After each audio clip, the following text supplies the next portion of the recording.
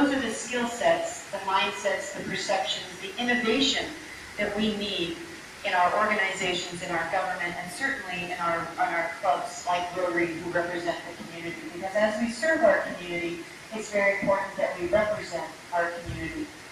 And so, as I said, Rotary has made this a priority. In my personal, professional life, my husband Mark and I we're restaurant owners in Toronto. If any of you have been to Toronto or been to Canada, you know that Tim Hortons is one of the largest franchise operations in our country. And so we operated our business in Toronto, which is a very diverse city, welcoming many cultures from around the world. And so we do represent more than 200 countries in Toronto, and our business reflected that as well. So we were very intentional in representing our community and our business.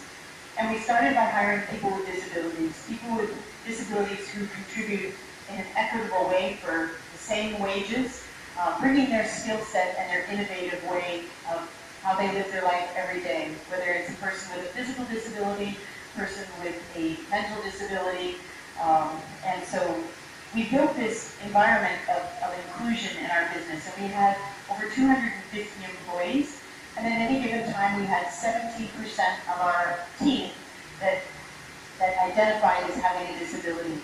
And what happened is we ended up creating this inclusive culture where people came out of their way to want to work for us in our locations because we represented that community. We had customers who came to our locations because they saw their family represented in our team that were working for us. So it was good for business. It was good for business for us to hire people with disabilities, and it was good for people who were underrepresented in our community to have that opportunity to lead a full and productive life, which is what we want for our children and for ourselves, to be able to contribute to society, to be able to earn a wage that is respected, and we have opportunities for advancement.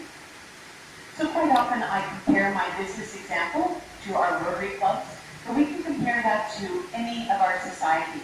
And that is that when we build that inclusive culture where everybody is represented, it is good for us. And we have the different perspectives around the board table. I can tell you that in Rotary International, 3 or 4 years ago, we had no